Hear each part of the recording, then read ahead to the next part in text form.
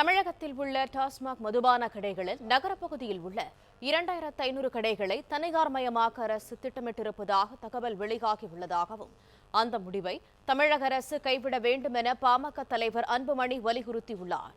இது தொடர்பான கூடுதல் தகவல்களை தருகிறார் எமது செய்தியாளர் ராஜகுமரன். முடிவு விவரங்கள் என்ன?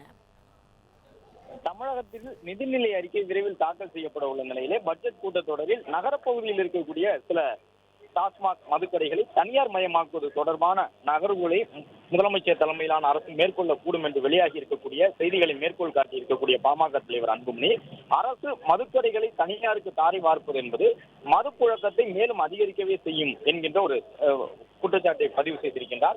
மதுக்கடைகளை மூடுவதுதான் முழுமையான தீர்வு என்றும் அன்புமணி தெரிவித்திருக்கின்றார். அரசே மது விற்பனை செய்கின்றது என்பது மானக்கேடானது.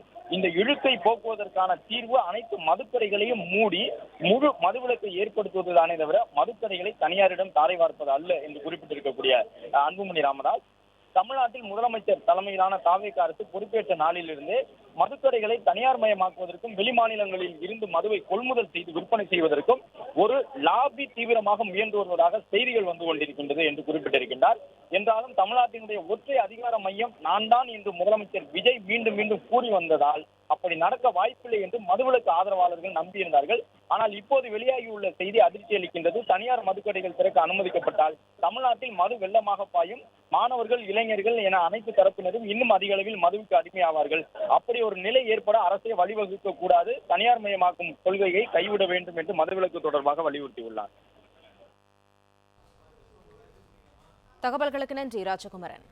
பிளே ஸ்டோர் மற்றும் ஆப் ஸ்டோரில் இருந்து பாலிமர் செயலியை QR கோடு மூலம் பதிவிறக்கம் செய்யுங்கள். செய்திகளை உடனுக்குடன் பெறுங்கள்.